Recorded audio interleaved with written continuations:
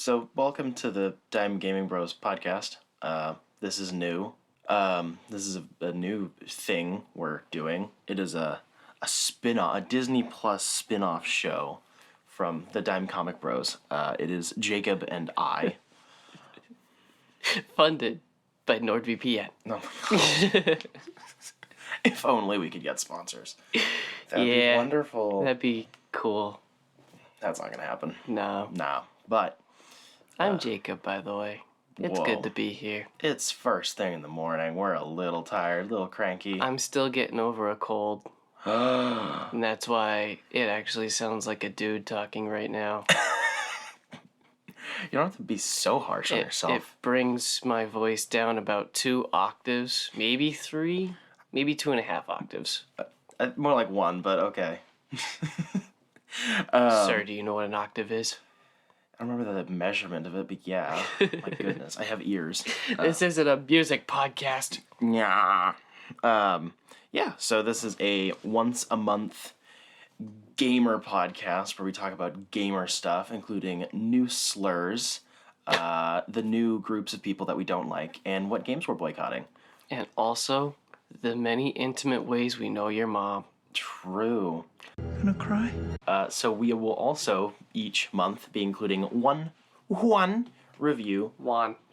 per person, of a game that we have been playing, somewhat in-depth, for the sake of proper discussion, and games take a lot longer to finish than other stuff. Yep. So sometimes, if you're me and you have no time and you're lazy, you only finish like one thing. Sometimes you might not, but I'll still find a way to review something. Yep.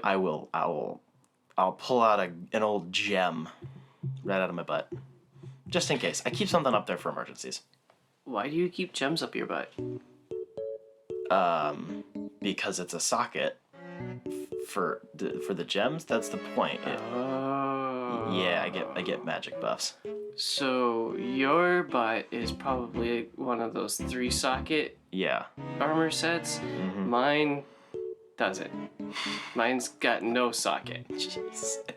It's like white rarity, and yours is like blue, maybe purple. Yeah, probably. I hold jams between my cheeks. I need to find an exotic ass Yeah, I can't help you on that one. that you don't even need sockets for. It's just got everything already built in. But don't you like adding it? But don't you like screwing around with gemstones? It's fun. You get to collect them in dungeons. I'm not even sure what game we're talking about anymore. I don't know where this euphemism is going. I was talking about rarity of asses and how nice they are, and that I gotta get a nice one. Like Diablo style, color-coded. A few moments later. But also, the other half of our name is Dime, and that's not because of the little baggie that you find hidden inside the case when you buy it from GameStop used. It's because we're buying it from GameStop for like pennies on the dollar of how it originally released, because we're broke. We are poor. Yes. Dirt poor. So, it's most fun stuff. of the time when we're talking about games we've played, we have not paid full price at all. Probably not. Maybe we should include what we paid for it in comparison to normal retail price and what the current market looks like. I would love to do that. That'd be so much fun. And we're about to blow our show out of the water because next month we'll be buying a brand new game and talking all about it. But that's like the only new game I would have bought this year, but yeah. Yeah. Yeah, I'm a degenerate. Yes. Yeah. Do you want to go... I heard through the grapevine of you telling me directly. I usually just take an axe to the grapevine and just chop it. I usually keep some pruning shears in my back pocket. Yeah, all right. That's just in better. case you need to chop off anyone's fingers. Because it's also kind of fun misdirecting the grapevine and forming it into a dick on the fence. Just completely using the grapevine against itself. Sorry, what were you saying? I heard that you had a piece of trivia. Yes, I would like to have each of these episodes start with a little bit of trivia. Whoa. And we will see our trivia presenting skills and how that goes, but also what these people, our listeners, and maybe each other know about video games in general. I think you just want to grill me. Yeah. So, where were you last night at about midnight? Assassination! So, what game was designed, directed, written, arted, and composed all by one guy? And also maybe distributed, but I didn't do the research on that one. One dude did everything on this one game. I shall ponder this for the remaining runtime. And you were giving me crap for assuming you wouldn't know it. I have ideas. Do you want me to take point and start discussing my game of the month? Or do you want to go first? Go for it. Okay. I'm going to immediately disprove our name. Real quick, because it's the only game I've purchased so far this year. I played Life is Strange True Colors, which is the third primary installment in the Life is Strange series. I purchased it for the full $60. Didn't you play the other two recently as well? I think last year. It's been a little bit. They're releasing a remastered version of the first two, so I'm going to hopefully pick that up as well. So it is a graphic adventure video game developed by Deck 9 and published by Square Enix's Europe subsidiary and running on the Unreal Engine 4. It was released on September 10th for Windows, PS4, PS5, Xbox One, Xbox Series S/X, and Stadia, and will be released for the Switch at a later date, meaning probably never. The story focuses on Alex Chen, a young woman who can experience the emotions of others as she tries to solve the mystery behind her brother's death. That's the literal synopsis. So Also, it's M-rated, so they can't release it on the Wii U. true, but I don't think we're releasing anything on the Wii U anymore. That is not true. A new game just released like last week. What? Yeah, it was You pretty mean crazy. Just Dance 1869 420? Because we're still releasing that thing for the Wii up until like 2 years ago, which is Nice. so weird. I will find out. Oh boy. But continue. So I am a fairly large fan of this series. I understand it's a little bit of a critical darling, particularly the first game because of its themes and generally well done handling of certain sensitive topics and such, as well as just having some pretty cool mechanics. Admittedly, the graphics on these sorts of games are always atrocious. That's just kind of par for the course. It's a matter of how well they can artistically work with them. And I think that this game, just to start off with graphics, because it's the thing I have the least amount to say about, this game nails it. The art style has changed a little bit since the first two games. There are also two spin-offs. There's a prequel and then a companion game for the second one. And there is a companion game for this one as well, but I haven't played that one yet. I believe the other ones were running on Unreal Engine 3. So this one is gorgeous. Even when the graphics are having pop-in problems or it's super low res or a handful of like the background character faces are pretty rough, it still works really, really well in presentation because the animation quality is such a massive step up from the other ones. These sorts of point and click, choose your own adventure type games are pretty notorious for having bad graphics, bad optimization, and like just looking like shit. Monkey Island looks amazing. Yeah. But I think this one nails it a lot better. The first two games tried sometimes to do some real... I actually don't know how to describe it, but they tried almost doing like watercolor-esque stuff sometimes. It was really weird, and it didn't work. This one is a lot simpler. It works with its extremely bright color palette. It's very simple. Clear colors, really, really normal-looking textures.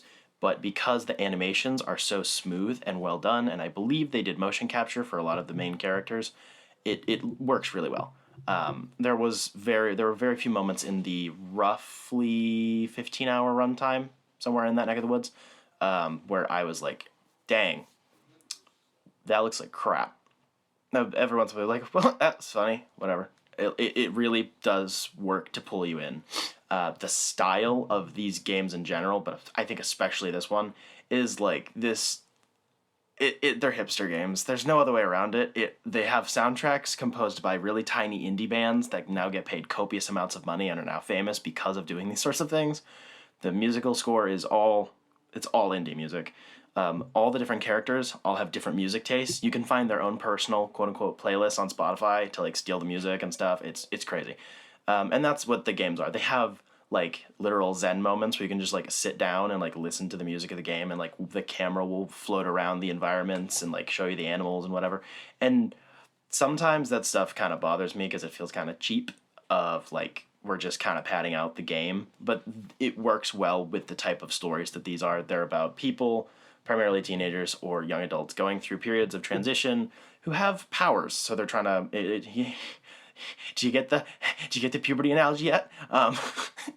This one isn't a puberty analogy, but the other games are. Right. They tend to lie in that your life and your body are changing, and it's fine. So it makes sense that there's a lot of kind of just time to reflect. The games can handle some pretty heavy themes, and I think this one does it the best, thematically speaking. So basically, Alex and her older brother Gabe, I believe it's a 4-year age gap, they had some family trauma when they were younger. They ended up separated and in the foster system. Gabe went to juvie. He ended up getting out early because he's older. He ended up making his own life. If it tells you anything, all these games take place in Colorado area, so they're all hipster games. They're all in like Colorado, Washington, Utah type. You get it. And then Alex was in the system for a while. She bounced around between homes, blah blah blah. And then eventually they reconnected through random phone book searching and stuff. So Alex is leaving the home that she's been in for a while. She's 21 or 22. And she is going to go live with Gabe and his girlfriend and stepson, which is pretty cool. So she is an empath, quite literally. Not just like she's an empathetic person. Like this game, instead of having time travel powers or telekinesis, this game, she can feel everyone's emotions when they're really strong and can like use those and can also take them away. It's a whole deal. So it's kind of fucked with her life because she has like no control over it. So she gets really angry when someone else near her is angry. She'll get into fights for no reason because she's just channeling everyone else's emotions, which has led to her like not really having much of an identity herself or a lot of autonomy. So she's getting out of the system. Nobody really knows about what's going on in her brain. So Alex moves to Haven Springs at the beginning of the game to live with her brother. And he's all super excited. She's a little hesitant, but they get along. Everything's great.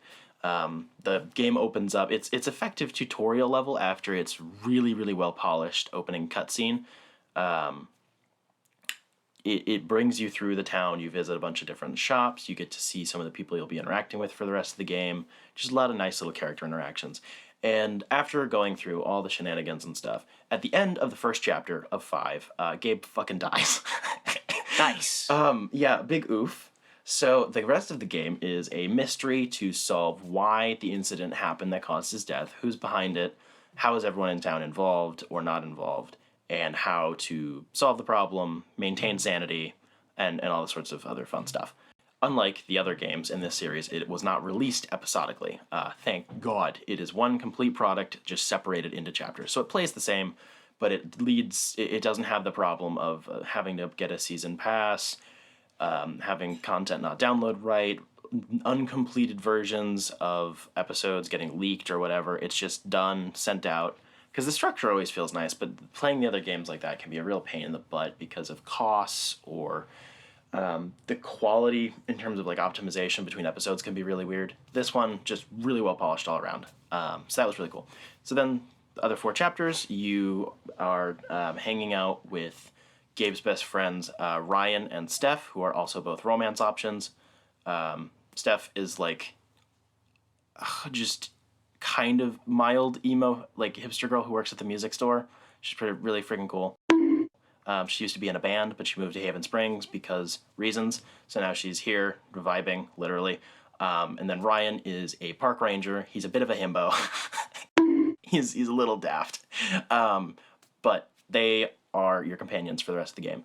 And something that is really cool that I think these games do that a lot of other games, even like Telltale games or anything else that's point and click, doesn't do, is it has this whole other back-end UI of your phone. So there is a texting system. You don't send any messages, but there's a text chain. There's like fake social media between all the people in the town. So it enables a lot of subtle stuff for the story and just communication and be like, oh, well, you just helped this person with this thing. They might have like mentioned you on like whatever the hell because you were nice or whatever. Or like, oh, they're welcoming you to town, or people are putting out sales, or the local mining operation, Typhon, who is part of the mystery, is putting out like PSAs about like safety problems and stuff like that, which I think is really, really cool. I'm pretty sure GTA has had a phone system for a while now. And Yeah, but GTA sucks. South Park, The Fractured But Whole did one. The Need for Speeds were working on it. But Need for Speed did kind of die, though, to be Yeah. fair, in like They kinda 2015 or deserve whatever. it. Yeah, those last couple of games were garbage. But anyway, Yeah, it's just a nice little additional mechanic. It actually feels enveloping, which I think is what these games strive for more than anything else, is immersion. Not necessarily in a first-person perspective, but it's very immersive, whether it be the music, the movement, the dialogue, the structure, the voiceover, all that sort of stuff is really to just pull you in. And I haven't felt this strongly playing a video game in a really, really long time. We're not talking like, oh my gosh, Halo is making me have feels because it's Halo type. Like this felt similar to having watched like multiple seasons of television, kind of. With how the story played out and like how you can get attached to people and stuff, even though it's a game, so it's obviously very different. You have choices, so I'm even more attached to these people. Every single character, even the mild side characters, are fairly well developed.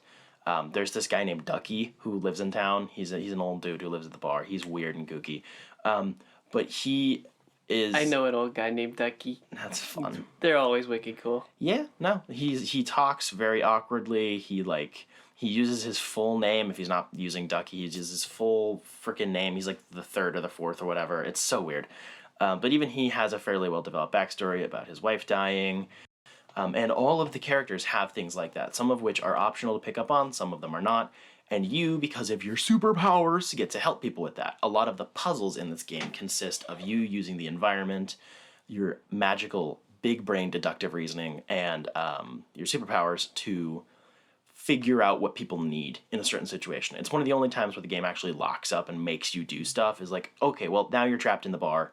You need to look through all the stuff. There'll be little hints here and there and figure out what is going on in Ducky's brain, how you can help him, and then you help him, and like things like that. And it's really cool. You spend a lot of time with Gabe's girlfriend's kid. He is adorable for once, a child character. It doesn't piss me off. He's dumb because he's a kid. He's like 10. But instead of it being obnoxious when he makes dumb choices, they feel a lot more reasonable, particularly because he kind of makes Gabe die. That's a whole deal. It's a lot of stuff.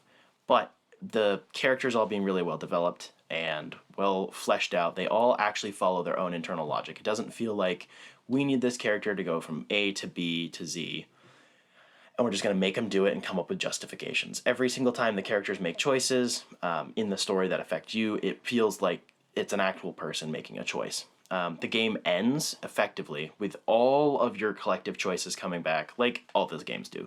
And there's like this literal like town roundtable meeting, and you have to get people on your side through conversation.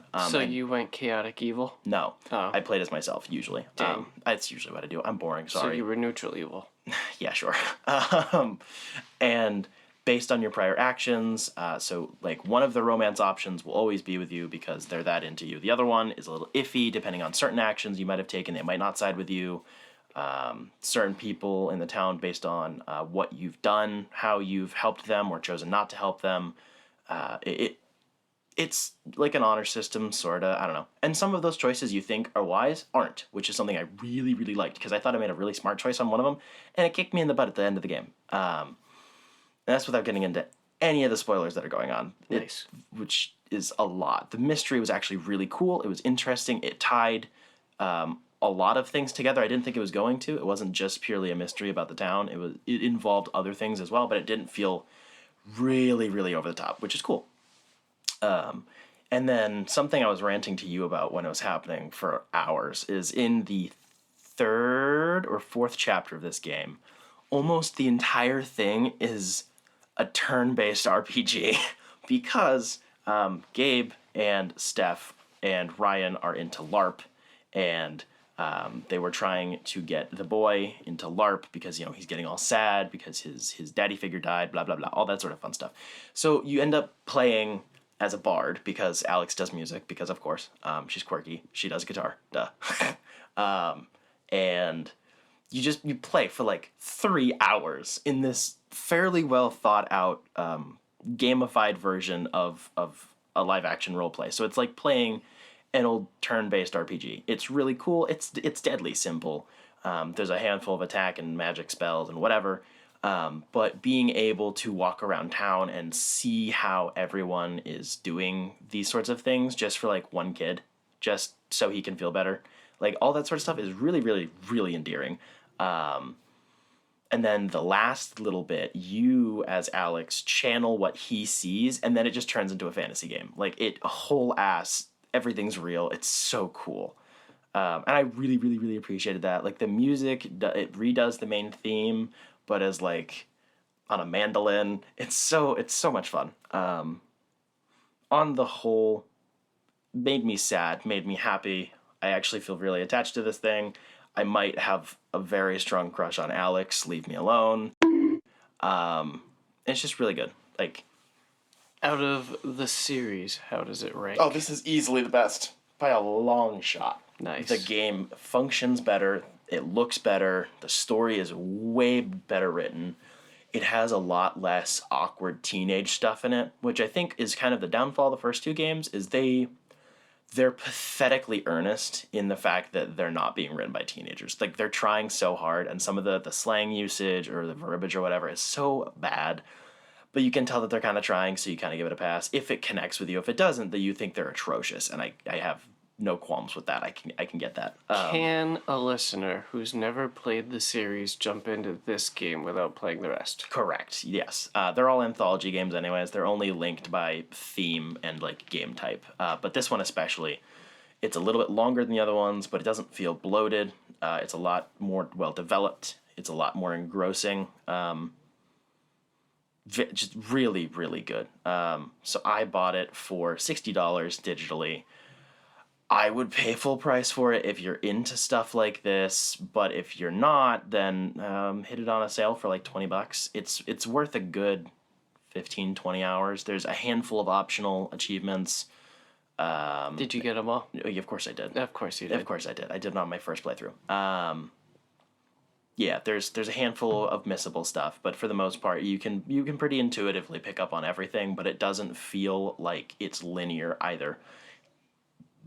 Instead of focusing on game-altering choices once every episode or whatever, it has less dialogue options, but it all feels more important. So instead of you navigating every conversation, most of it plays out very scripted.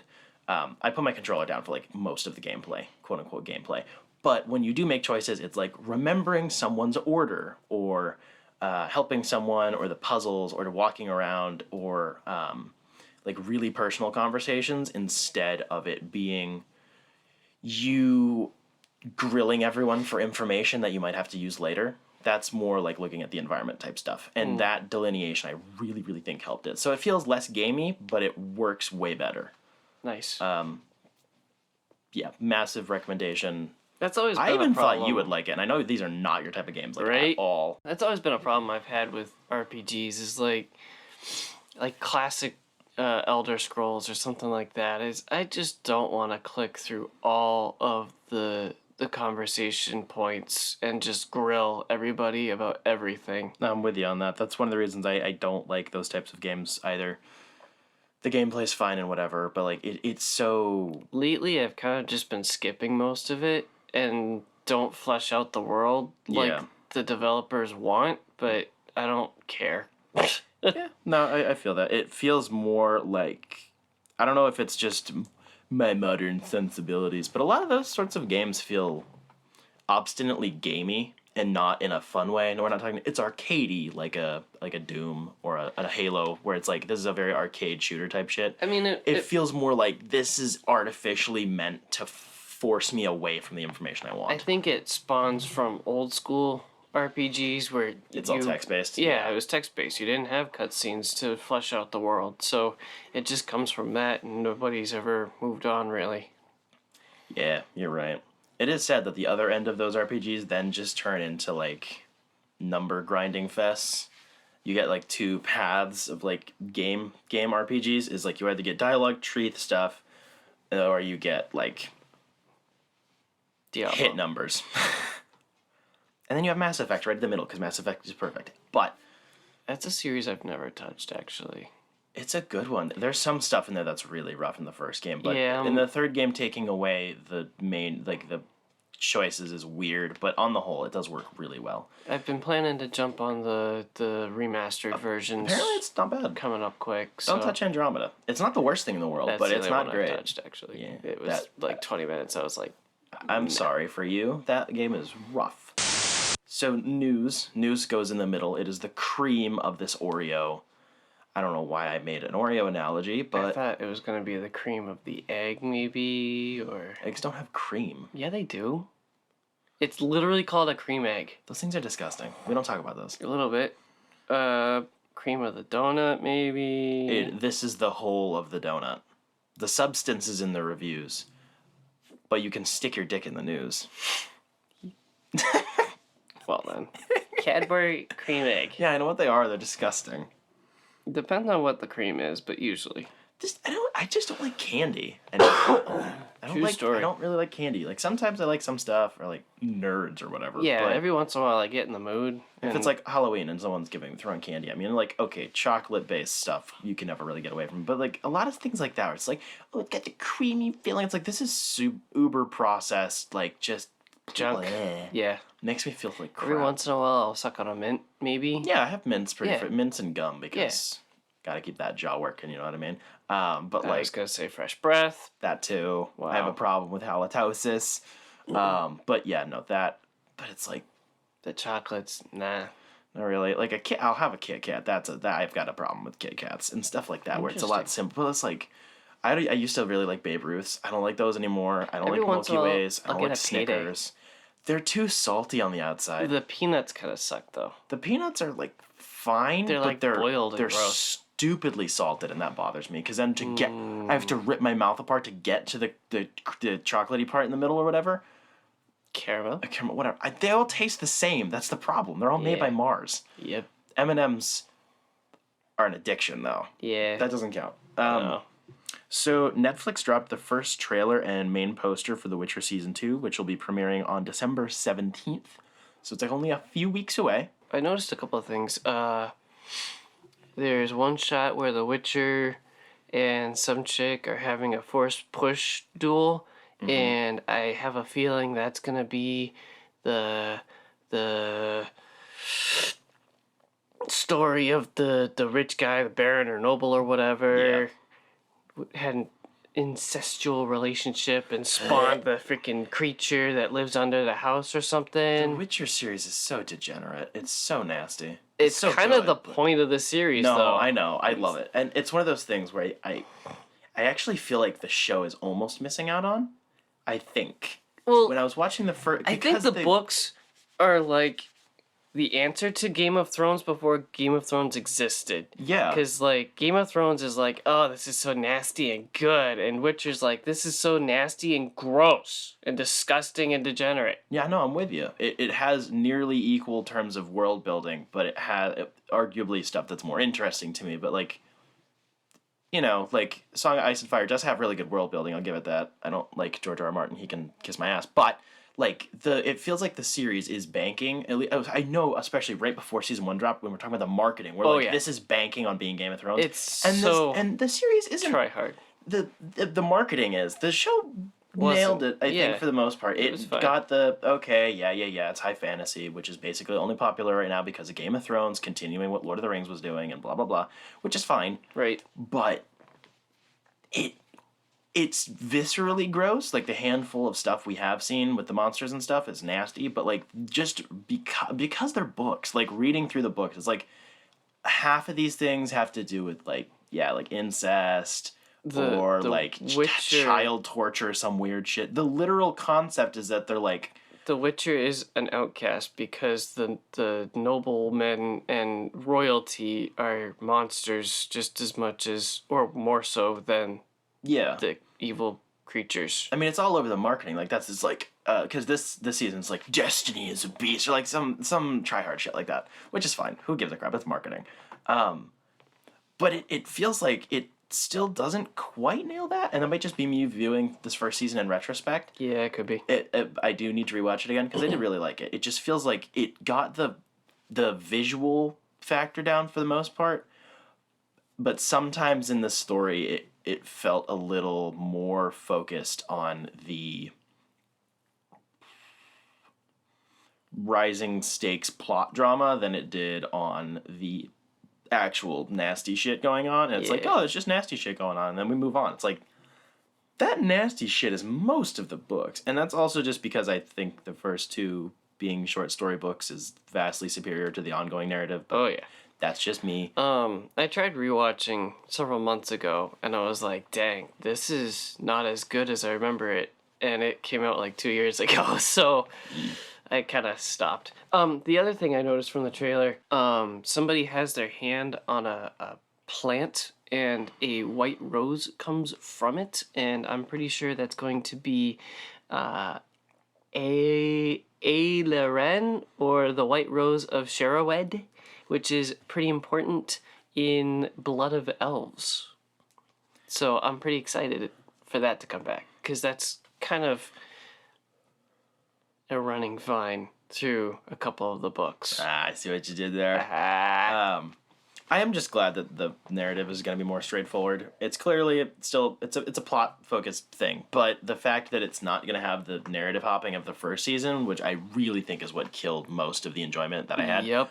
With that, was like, everything here is really good. Like, the swordplay is really over the top and silly, but it's fun. The acting was really good. The performances are good. Most of the designs and stuff are good. Even the visual effects for a freaking TV show were pretty solid. Yep. But it was every episode was in 3 different time periods and blah, blah, blah, and that killed. And then this is like, it's all pretty straightforward. There's probably going to be like A plot and B plot, and that's great. So I'm really hoping that this does turn out better. I will rewatch the first season because I did enjoy it. I so watched it twice. I'm also glad they ditched the scrotum armor because that was weird, and we all roasted them for that. It's fucking wacky. But it looks like as the usual, like, ooh, second season's got better budget, because the sword looks better, the eyes look better. Just in general, they're also upping the magic, which natural escalation or whatever. But like it feels a little bit more cohesive, which I appreciate, and it also looks a little less blue. There's a little bit more variety in the cinematography and color grading, which we all know I could bitch about forever. I just learned about scrotum armor. It's so bad. Can we move on? That stuff is so bad. Paramount released the first trailer for Halo the series, streaming on Paramount Plus in 2022. Sorry. Calm down. No. Down, boy. So, I've been following this series since it was originally announced in like 2013. It's gone through development hell of like 8 different teams and a bunch of different studios and writers. Steven Spielberg was involved at one point. And it's gone through a bajillion different iterations. And only this most recent version was actually going to be a Master Chief thing. It is non-canonical. It is going to be an adaptation. For now, until it gets really hyped, and then they go, all right, now it's canon, and we're going to make a second season. No, I mean, they'll probably continue it forever, but they've already like done a lot of like race swapping and stuff, so it's non-canon. It's pretty clearly non-canon. They've changed some of the relationships between characters. I don't remember all of them off the top of my head. But like, crap, I can't remember because it was talked about a while ago when they gave some behind the scenes info. But like, some of the relations between characters have been tweaked and stuff to make the main cast a little tighter, which is cool. We know what the guy who's playing Master Chief looks like, so I guess that cat's out of the bag. But who gives a shit? Just don't show his face. We'll be fine. I think it looks really good. I was originally hesitant when they started talking about. They're like, yeah, so we're gonna be doing like a half adaptation, half our own sort of deal with all of this stuff. And if I remember correctly, Tom Cruise is in this. Hold on. I want to double check that because that might have been an old thing that got changed. The armor looks heckin' textured. Oh, fuck. It does. It looks so good. All right. So the relationship between the keys was changed a little bit. They're going to be main characters of this. Um, Captain Keys is, I believe, going to be a scientist. So that's a little different. Jen Taylor's coming back as Cortana. I'm happy. You I couldn't figured. not do that. Right. I swear to God, they changed something. They've also named a bunch of different Spartans who are all unique, which is really cool. I would have sworn that there was like Tom Cruise is gonna be freaking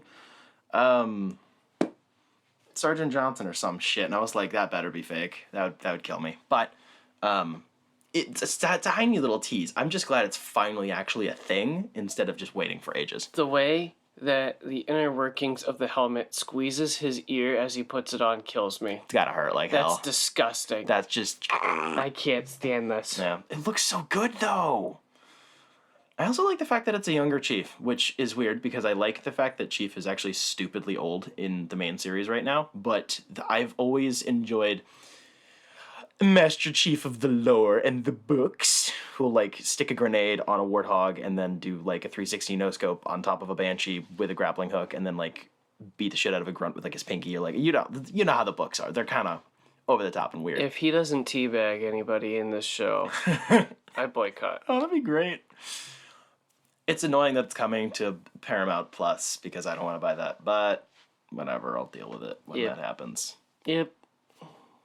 Wow. The suit looks cool. It's really hard to talk about because it There's was like very a little there. 10-second trailer. The music was good. He suits up and Cortana says hi. I wish when I put my clothes on, Cortana would say hi. Or she'd say hi and then I'd take my clothes off. You know what I'm saying? I hate my life. So, from Deadline.com, between Emmy-nominated comic book adaptation Du Bois' critical and commercial success, The Wheel of Time's promising debut, and the anticipated launch of The Lord of the Rings, genre has emerged as a key programming area for the streamer and a continuing development focus.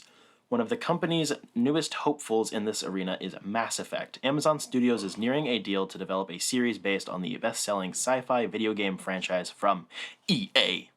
Not EA Sports. EA Sports. It's in the game. So you have not played Mass Effect. Nope. That sucks to be you. Today is actually Black Friday, so I might pop over to GameStop and see if I can pick up the remastered ones for cheap. But Nice. maybe. We'll see. Do it. Probably would be pretty cheap too.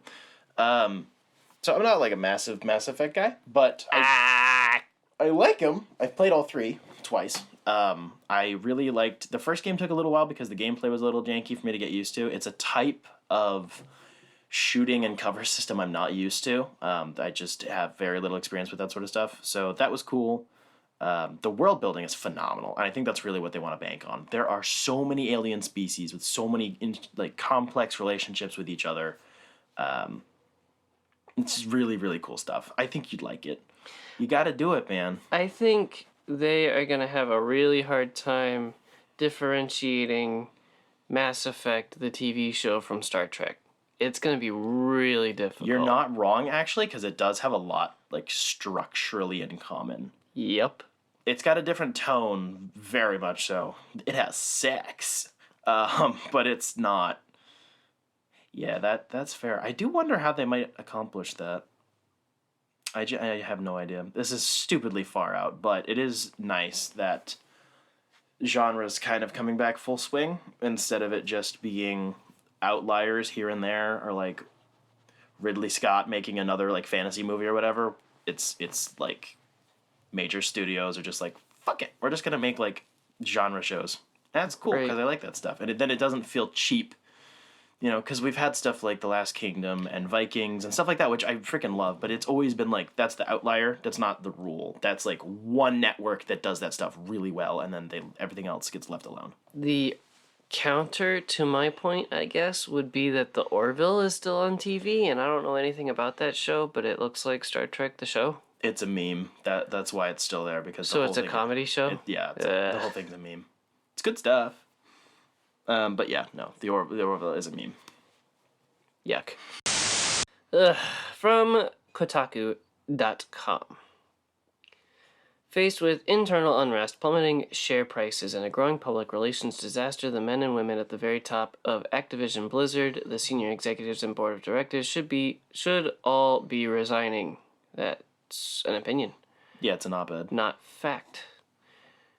Anyway, I digress. Instead, they've put out a desperate press release in the middle of the night announcing the formation of a workplace responsibility committee. This committee will apparently, quote, oversee the company's progress in successfully implementing its new policies, procedures, and commitments to improve workplace culture and eliminate all forms of harassment and discrimination at the company, end quotation. Policies that reportedly won't retrospectively apply to the conduct of CEO Bobby Kotick. I think it's Kotick. Kotick. With a T. Not a D. Ha! Activision have appointed the only 2 women on its 10-person board of directors to lead this committee and will soon be adding a new diverse director to the board to join them. And just how will this committee work? Like this, colon. The committee will require management to develop key performance indicators and or other means to measure progress and ensure accountability. The Chief Executive Officer, Bobby Kotick, along with the Chief People Officer and Chief Compliance Officer, will provide frequent progress reports to the committee, which will regularly brief the full board. The committee is empowered to retain outside consultants or advisors, including independent legal counsel, to assist in its work. So the committee, consisting of 2 members of the board, will brief the board, of which Kotick is a member. And outside advisors can be consulted, but there's no mention of input from Activision Blizzard's nearly 10,000 strong workforce. The announcement closes with colon. While the company, with the board's support, has been making important progress to improve workplace culture, it is clear that current circumstances demand increased board engagement. Formation of the committee and additional future changes will help facilitate additional direct oversight and transparency and ensure that the company's commitments to Activision Blizzard's workforce are carried out with urgency and impact. This has been a challenging time across the company, but the board is confident in the actions underway to set the company up for future success. Suck. It has been a challenging time because Kotick and other senior leaders have helped foster then protect a culture of harassment and misogyny at the company, while the board of directors, made up of many of Kotick's old pals, continue to lend him their full support. They did nothing in the 10 years preceding the lawsuit that blew this all up, and when given the chance to make changes in the months since July, installed Blizzard's first woman co-head, then drove her out feeling tokenized, marginalized, and discriminated against. I am not in favor of reading opinion pieces. Yeah, I was trying to find... it was either that or it was going to be like a whole ass just the statement, and that was it. I was trying to find something else with a little bit more meat on it. I'd kind of rather read the statement and blast it. And there's kind of a follow-up to this from Engadget. Bobby Kotick has reportedly said he may consider resigning as CEO of Activision Blizzard if he can't fix the company's cultural problems fast enough. According to the Wall Street Journal, which was a locked article because the Wall Street Journal fucking sucks. Yep. Kotick held a meeting last week involving senior leadership at Blizzard Entertainment in which he said he was ashamed of some of the incidents that had occurred at the studio under his tenure as CEO. He reportedly went to apologize for his handling of the current situation after he was told some employees would not be satisfied unless he were to resign. According to the Journal, Kotick left open the possibility of a resignation if he couldn't fix the company's problems with speed. We've reached out to Activision Blizzard for comment, with nothing. Calls for Kotick to resign have steadily increased in frequency since the Wall Street Journal published a report last week which alleged he knew about many of the sexual misconduct incidents that had occurred at the company over the years. According to the outlet, Kotick has also been accused of mistreating women himself, including one episode involving a voicemail in which he allegedly threatened to have his assistant killed. One group Kotick has seemingly not lost support among is Activision Blizzard's board of directors. On the same day the Journal published its report, the company board said it remains confident that Bobby Kotick appropriately addressed workplace issues brought to his attention. So I'm a little bit less invested in the Activision Blizzard problem than I am the Ubisoft problem. That's partially just because I have a lot longer of a history with Ubisoft, and that stuff is a lot more in depth. But at least for me, my general policy with this sort of shit, like with any other company or whatever, is it happens under your watch, it's your responsibility. That doesn't obviously mean that you're directly responsible for anything that happens, obviously excluding the fact that Bobby Kotick has some shit against him as well. But like, if it can't be handled within a reasonable amount of time, I think it's entirely reasonable to ask CEOs to resign, and they should probably be doing it of their own volition. Personally, that's the thing that I'm on with Ubisoft, is I'm not buying any Ubisoft products until Yves Guillemot resigns, because he is like actually the root of all their problems. This whole thing is just really annoying how it's still fucking ongoing, and it won't fucking stop. Blech. I hate covering stuff like this, but it is sadly a necessity, because if you don't cover shit, then nothing happens type crap. Mega lame. I was kind of annoyed when I mentioned how awful, like, proven awful the offices were to somebody who was excited for the Diablo 2 Resurrection remastered whatever. Yeah. And I said I wasn't going to be getting it because of how awful the studio is that it came from. Like, People don't care about the this building shit. is literally burning. Yeah.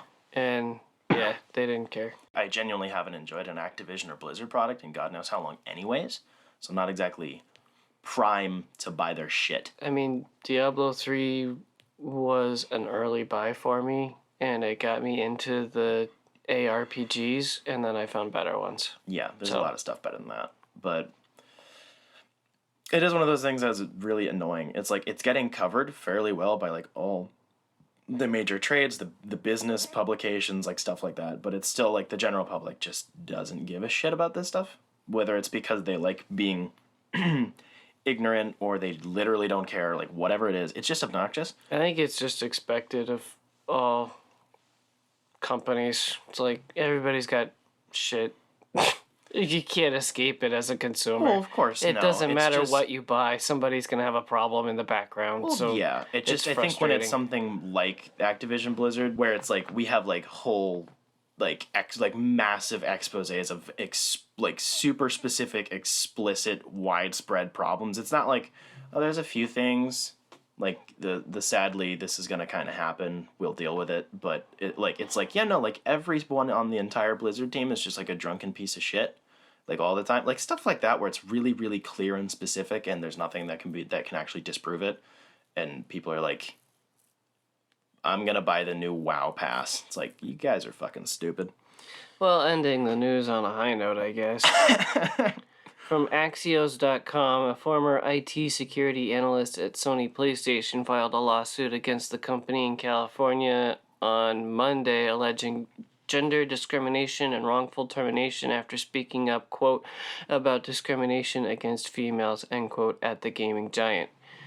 Why it matters, video game companies are under increased scrutiny for their treatment of women in an industry long dominated by men. The Sony suit comes amid high-profile state and federal lawsuits against Call of Duty maker Activision over alleged sexual misconduct and gender-based pay disparities. Game companies ranging from Ubisoft and Riot to indies such as Fulbright have faced a reckoning over women's experiences working for them. Driving the news, the former IT security analyst Emma Majo is seeking court approval to expand her effort into a class action on behalf of women who've worked for PlayStation in the past few years. The suit alleges violations of the United States Equal Pay Act, saying, quote, Sony discriminates against female employees, including those who are female and those who identify as female in compensation and promotion, and subjects them to a work culture predominated by men, end quote. Majo alleges that she was ignored by a manager who only responded to men who was passed over for promotions and was terminated this year after submitting a gender bias complaint to the company. She says other women at PlayStation struggled to get promoted at the same rate as men. Representatives from PlayStation did not immediately respond to questions about the lawsuit. Meijo notes in her suit that Sony says she was terminated because of the closure of an internal department, though she says she wasn't in that department. The big picture scrutiny of game companies over their treatment of women has been especially intense in California, where Sony's U.S. headquarters is based. I love Axios and the way that they write their articles. It's stupidly simple, straightforward. They just keep track of all the ongoing lawsuits at different companies and stuff. And it simmers it down. Yeah, it's literally just, here's what it is, here's what they said, here's what the company said, here's what it means generally for the industry. It's so nice. Not stonks. Don't have much on this one. Which does seem to be a little strange, because Sony seemingly has gotten away from a lot of this stuff fairly well unscathed. You know, for the most part, there's been very little coming out of any of Sony's studios, so that sucks. Yep. Moving on from the news. Hopefully, I was hopefully trying to find something real quick to actually end on a high note, but there's like no actual games news this month. There's just nothing. oh, Mega lame. I bet I could find something real quick. I mean, if you scrub, there's like what new indie what game Pokemon are you in Shining Pearl? I found it. Oh, yay. I'm kidding. I'm a shiny pearl. I'm gonna show you a Shining. So moving on from the depressing news, hopefully we have some proper games news. I think we have some sort of a convention coming up. Revisiting the piece of trivia Ooh. because you've been so busy talking, reviewing, and newsing. Yeah. This game that was all done by one dude Yep. was released in 2015. Mm-hmm. Yeah, I'm pretty confident I know what it is. So, sir, Yes. I would like to know what you've been doing, Mr. Gamer Boy. Mr. Gamer Boy played Metroid Dread, which released in October of 2021 for the Nintendo Switch. So, Wow. yeah, I too spent a lot of money instead of not a lot of money. Did you lick the cartridge? I did not.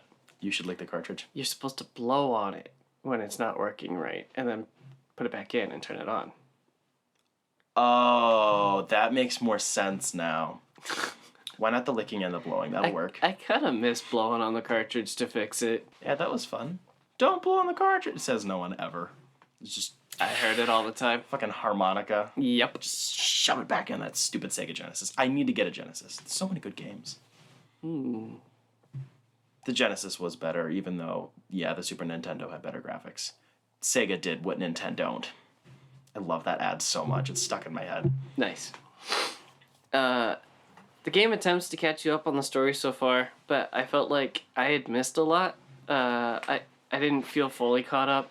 Something about Samus got caught by a Metroid, but wasn't completely taken by it. Her DNA absorbed some of the Metroids, and that's how she survived being taken or eaten by the Metroid or whatever.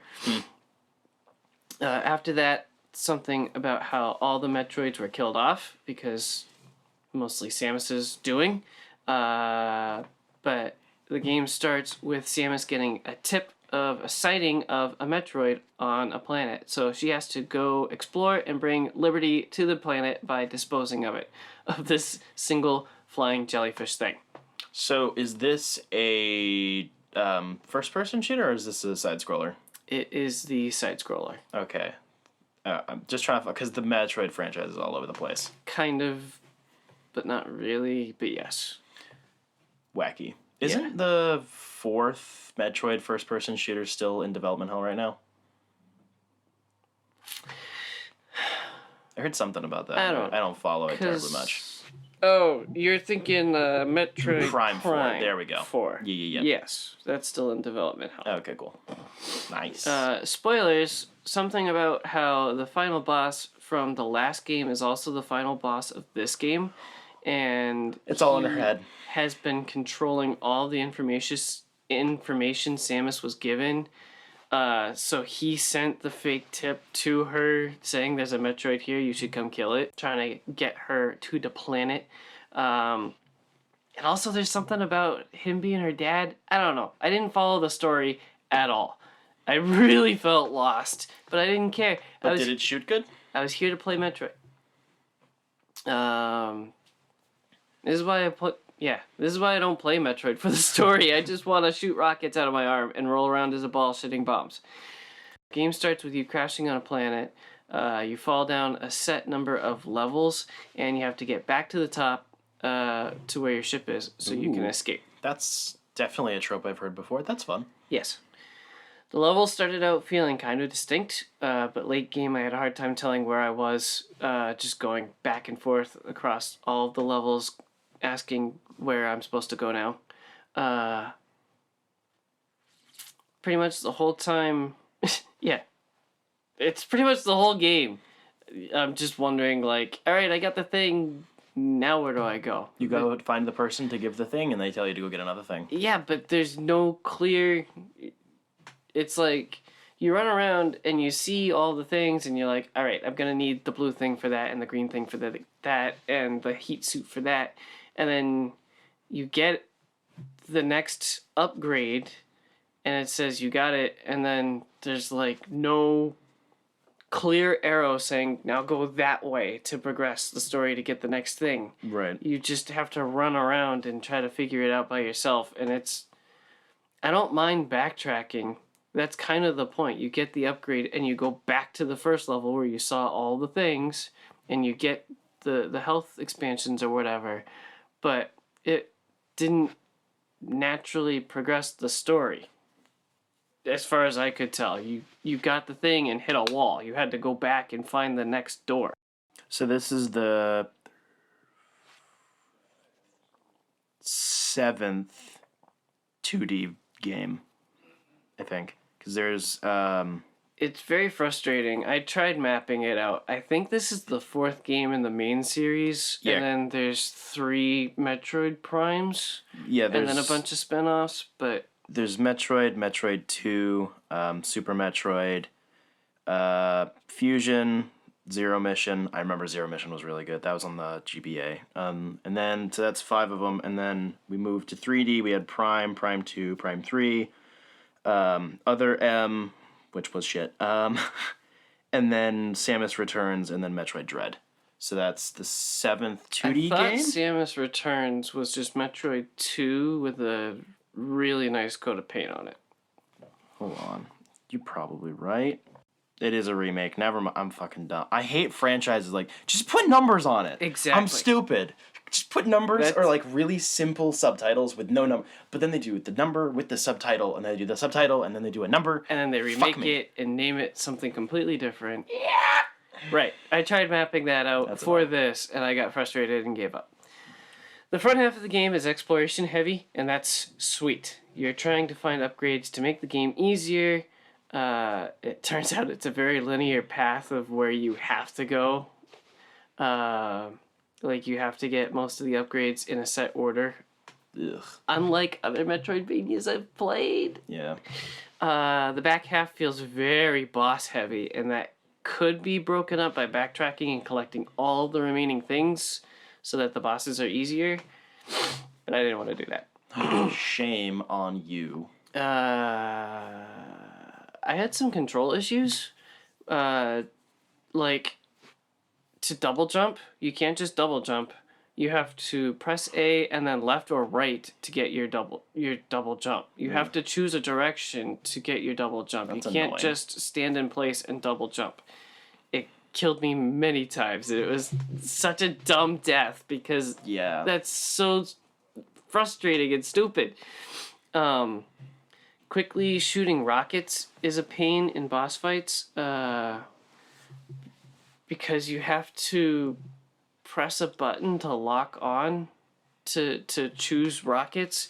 So if you're like double jumping over the boss that's barreling towards you, you would either have to change what direction you're facing in the air so that when you land you can lock in and then start pressing rockets, or you would have to land, lock in, aim, and start shooting rockets. Ugh. So either way, it takes a lot of time. So you only get a couple rockets off, and it's very frustrating. It felt very designed against the player, not user intuitive. That's cringe. Also, aiming down sights isn't viable when running. You can't lock in as you're running. What is this, Resident Evil 4? Awful. So this game was sold on the marketing of the Emmys, the robots that are basically Samus killers. Yeah. They're really tough to beat. They're kind of like mini bosses. There's one per level. I think there's 7 levels. And they pissed me off so bad. Each level has an Emmy, and they have a section of the map that the Emmys patrol. Yeah. And you can easily tell where that line is that they can patrol. There's a doorway that you go through, and it definitely looks different than all the other doorways. And inside their patrol area, you get this weird kind of cloudy filter or something over the screen, so you know. So spooky. You can hear the robot kind of chittering. Ooh, chittering. Good word. Oh, I hate that word. It's such a good... Oh. I don't know what just What? triggered you. Holy crap. Chittering. I don't like it. Birds chitter. They chirp. Enter. They do, Whatever. They do some chirpering. Emmy programming is such bullshit. So every single time you enter their area, they're always right around the corner. So in Resident Evil 2, have you played that one? Yeah. All right. You know where Mr. X can be. It's a Yeah. pretty big area, right? Mm-hmm. So if you walk in a door, crossing that line, Yep. and he's standing right there, you could go back out, run around to the other side of the house, and know that you were safe. Because you know where he is relatively. He's on the other side of the house, So inside that door. The Emmys like despawn and then respawn and Yeah. Oh, that's If you run around and enter through another door, the Emmy's right there, right around the corner. So dumb. So you have invisibility in Metroid. So I'd run in and drop down one floor, and there was like one little block missing. So I'd roll up in a ball and put my invisibility cloak on and sit in this little corner and wait. Yeah. And the Emmy would come running up and stand on that floor right outside the block and just sit there looking around because he knew somehow that I was there. Like, you have line of sight on the Emmy, and you have hearing. It has super hearing and whatever, but it was just, you couldn't wait it out. You so couldn't weird. be undetected. It always knew basically where I was. Failed. Wasted. So every single time the Emmy magically knew which direction I went in without jumping or making any noise. They move faster than the player, so they quickly catch up to you when you are running. So, like, hiding doesn't work, and running around to a different door doesn't work. So it feels like you should just run in and try to figure out where you're trying to get to before the Emmy gets there. But they run faster than you, and jumping makes noise, so they're going to hear you and get set off. So I don't understand what they were trying to do. I thought they were trying to have spooky robots, but it just turned into such a frustrating mechanic, and I hated it. Stealth just sucks. The Emmy sucked. There was nothing you could do. It was a crapshoot of whether I would be insta-killed by them or not. Because Was it the same, like literally the same boss battle every single time too? Yes. Oh my well, gosh. the Emmys are. What is this, the Warden Eternal? You get Jeez. the overload for your gun when you can finally shoot its guard off its head, and then with like a rapid fire you kind of melt it, and then you have to like find a long hallway as it's creeping towards you and overload the gun, and then you have this one cannon blast shot to the head, and that finally kills it. It's the same thing for every single Emmy. That fucking blows. Each Emmy is different. I must give it that. They have different personalities and different powers, but it didn't... If it turns into the same base, like almost cheesing, then that's stupid. It's the same fight, and it's the same AI behind it. So it really doesn't matter. That is demented. It just always felt like the Emmys were cheating because it always knew where I was, and no matter what I did, it would catch up to me. Well, you could just, like, get good, man. Yeah, exactly. I liked the parry system that's included in this one. That's pretty different from any other Metroidvania that I've played as far as I can remember. It was fairly basic. The bad guy flashes a quick light so that you know you're supposed to parry or die. Yeah. And most of the time I would die because I wasn't fast enough. I was trying to shoot the stupid thing and didn't think to move my thumb over to the parry button. Later in the game, it's easier to dodge the parries because you know the animations, but also you've got so much life that even if they do hit you, it doesn't freaking matter. Like, you're just trying to run around and collect all of the power-ups. You'll hit a save point when you're in your adventures. After a lot of research, it seems like this game was built with speedrunning in mind. It was intentionally built for the speedrunners. So once you know the map, you can get to where you're supposed to go quickly, and there are a lot of rewards for beating the game at certain difficulties under certain times. Those rewards are just concept art Oh my gosh. or just pictures that you unlock. You don't get cosmetics or abilities. Like, different suits would have been cool, or I don't know, a heat blast like from Doom to push all the enemies back or something. Like, Yeah. no, you get, I think there's like 7 or 9 concept art pictures that you can unlock by speedrunning the game. That's Kinda it. dumb.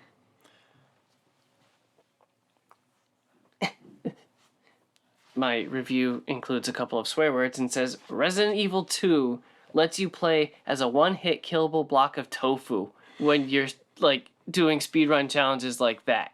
And you don't even get that in this game. Like, it doesn't make the game impossibly hard because you're speedrunning. You just get concept art. Yeah, that's... I already hate speedrunning, but, like, that... No incentive on that at all. And I like concept art. That's not exactly the type of incentive you'd want for gameplay. Especially when you can just Google the shit. Yeah.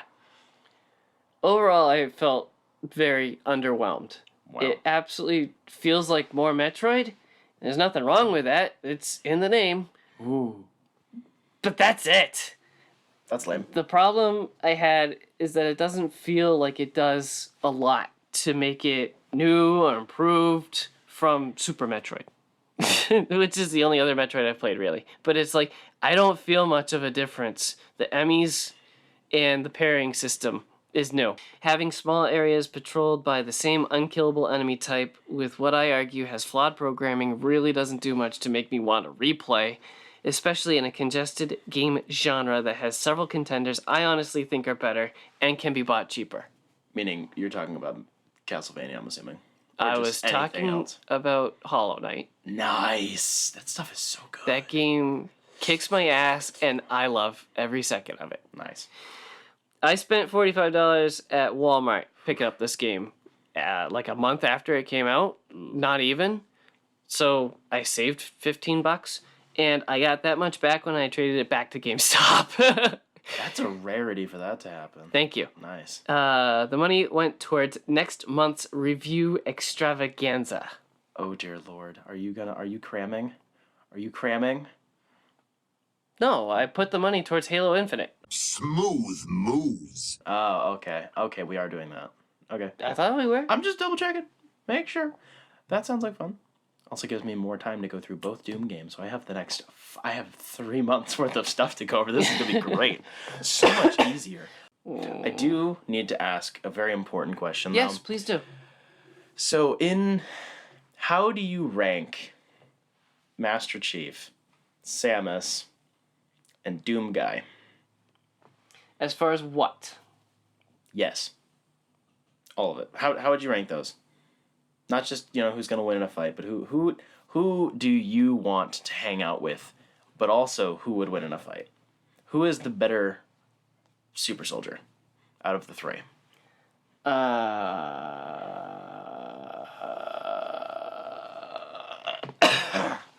Your views are going to differ from mine because you have not played Doom Eternal to its entirety. But I'm going to say Doom Guy's going to fight and win. Yeah, no, I would agree with Win in a that. fight. Because Easily. it used to be Master Chief, but Doom Eternal just ranks up the epicness past 11. They break the knob. It's Even nuts. from Doom 4, I would think that. Like, I could see Doom Guy from 1 and 2 could maybe get squashed by I would have Chief. said but it was like, an even fight between yeah, Master but Chief even in and 2016 Doom, Guy. it's like, no, Master Chief isn't crushing everything's skulls with his hands. Unless, I mean, are you counting, like... Obviously, the armor has to be included in that. No, I was saying the online god that's playing as Master Chief in multiplayer, doing 360 no scopes, teabagging, and needling everybody while he's grenading the I guess, but even grenade jumps even, with the warthog. I'm talking book Chief. I who can haven't take read down- the book, so Think just about as started OP as you can imagine him being written before it gets absurd. It's like taking down everything. Like that's his run times, his everything is so bonkers. The games do not represent it whatsoever. right. So even that, I still think would get beaten by Doom Guy. So no disagreement there. Nah. I think Samus encounters weirder environments and probably like more puzzles, I guess, and more interesting bosses than Master Chief. Doomguy just kind of platforms. No. In Doom Eternal, he platforms in Doom a little bit, but the old Doom games, he doesn't really platform at all. No. So, Samus is agile and has all the platforming skills True. and can run away better. That's definitely true. Yeah, no, I would agree with you. I would actually put Master Chief at the bottom of that list, which takes every ounce of effort I have. Dang. But it's true. If we're gonna be remotely reasonable here, he's really lucky and he has way too much willpower. But like, he's a really good soldier. Yeah. That's about it. Yeah. He's like god tier soldier. Samus is kind of more some- badass than Master Chief in that she's a bounty hunter, and that's yeah, cool. it's got some more cool factor on it. Yeah. And then Doom Doom Guy Guy is doesn't care. He's God tier. yeah, no. Easily. Actually, that's kind of what the DLC is about. pretty much, Doom no, he, like, Eternal pretty much are is. is that Doom Guy is becoming a god Nice. because he's killing gods. Do you think we're gonna get a third Doom game? Because I I think think so, actually. I read a little snippet about how there's a space in between Doom and Doom Eternal, yeah, which I didn't remember I at mean, all. it's like 5 minutes long, but yeah, it's pretty damn close. It's just the invasion of Earth, like that's it, and he's not there for that. I read that it was intentionally left untouched so that they could go back if they wanted to at some point. So, a pre-sequel Doom, I guess. Honestly, the thing that makes me think that they won't do it, and if they did, I wouldn't want it, is the fact that they're not going to work with Mick Gordon anymore. I think that really fucks them over. I don't know. They could find somebody that sounds like him. There's they a couple could. songs in my library that sound Doomish. Doomish, but like he brought the whole scout. he's on the level of like Marty and Michael doing sound for Halo. Like it's not just the music. He did like all of it, or like the vast majority. He worked really well with the sound team and all that stuff. So Like Marty and Michael did most of the sound in the whole. if of you're the not first few going to games. imitate it, then you just leave it alone, untouched in its glory, and you go somewhere else. You try to do Doom 3 again and make a spooky Doom. But nobody liked that. I not don't even know. not even because it was bad. Like you can't. You just. It's not a franchise about that. As they said when they were re-announcing Okay. Doom was coming back, they're like, And it's when about I- being really fast and shooting big fucking Okay. guns, which is true. and if I tell you that there's platforming in Doom, you would have said, ew, but the new series did it just fine. I guess, but that doesn't like change the focus. That's why the grappling hook works. It's like, this changes, but it doesn't change everything. Right. Just make it darker. Make it an unlit hell, and you can't see anything if you're not shooting or something. I don't freaking know. But then we're not playing as Doom Guy. You do it something different instead of what we've got, instead of imitating it. It just feels weird only having 2 games. My brain is doing that. Where's the third one? Why is it not a trilogy? And I want more, even though like for sure.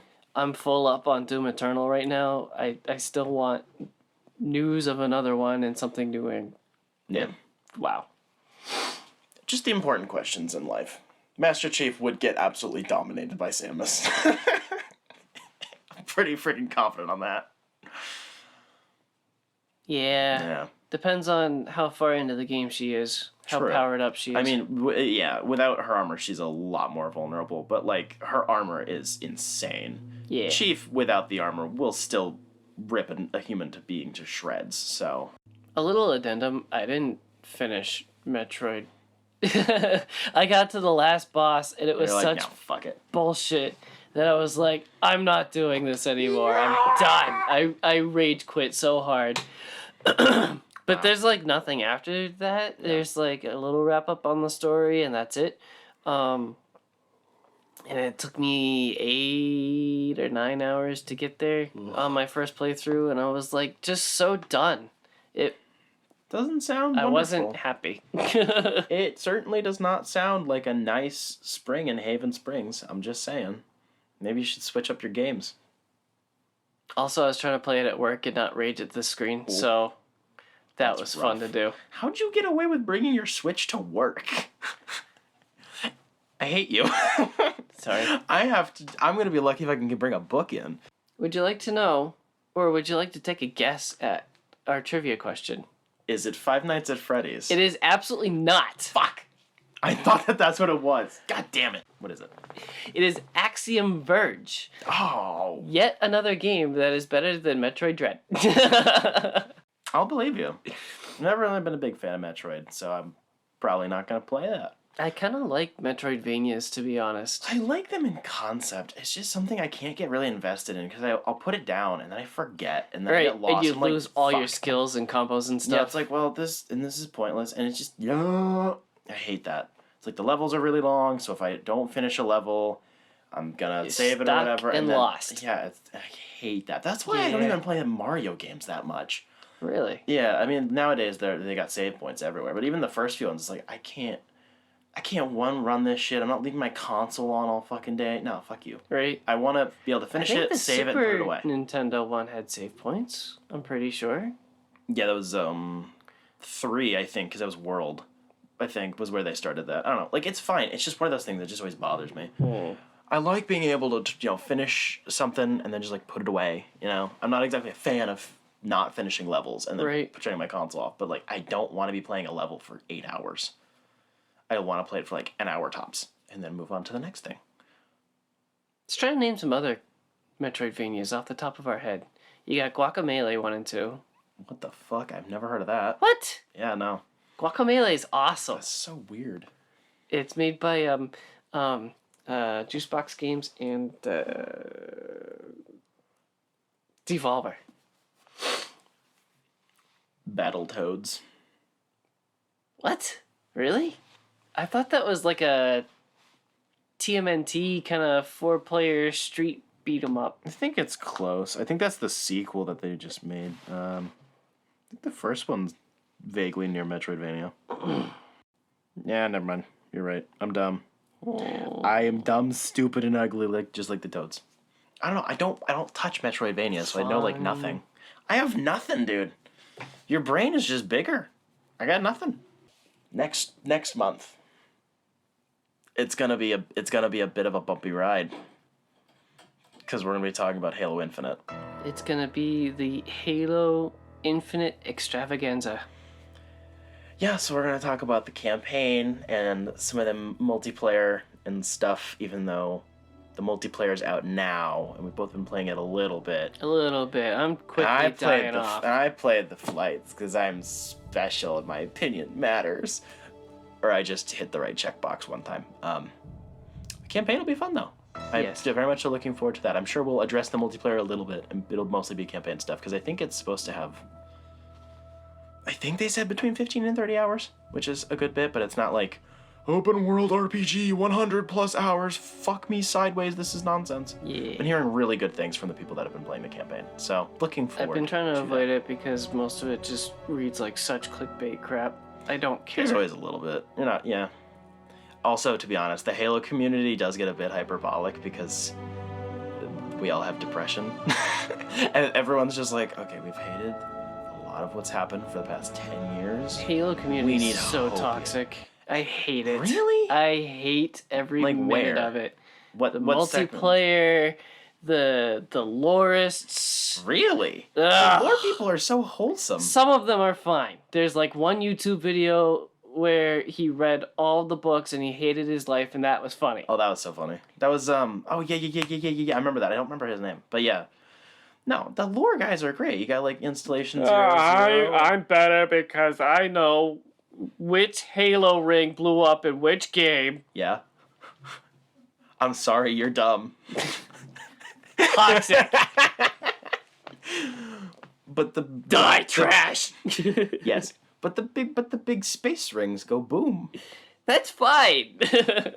It's the people that...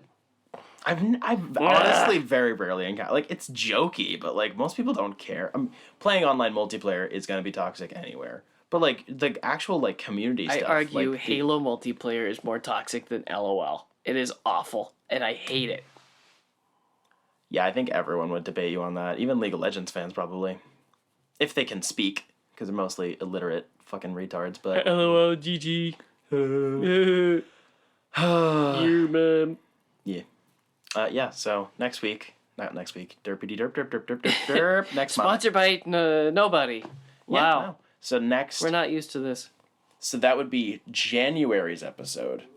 We will be discussing Halo Infinite, and I'm sure you'll be playing on PC, and I'll be playing on Xbox, and we'll be able to compare and talk about the graphics and how well the birds render and all sorts of fun 300 frames per second on my nitrogen-cooled CPU. stuff. Do you even have a monitor that goes above 120 hertz? Probably not.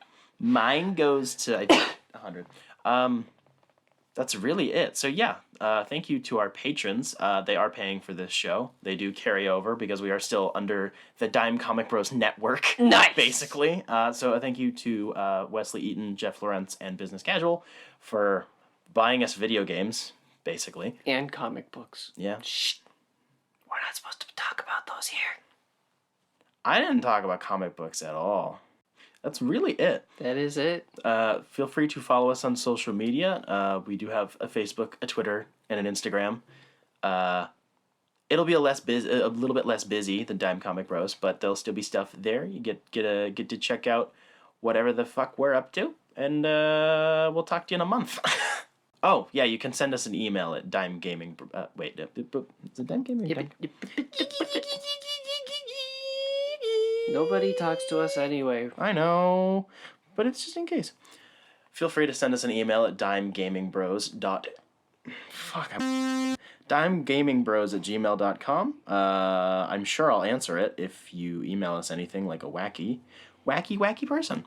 Go visit our website at dimecomicbros.com. Just give it clicks. It makes me feel better about my website design. And yeah, we'll talk to you later. Goodbye. Bye. Colin's not here to shit himself at the end because he always does that. I know. Rest in peace, Colin. Not a gamer.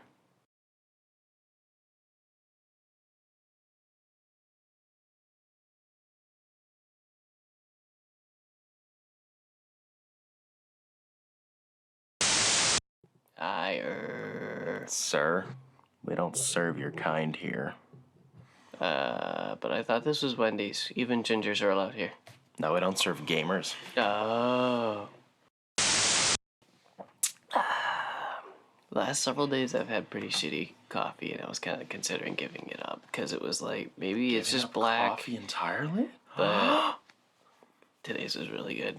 That's good.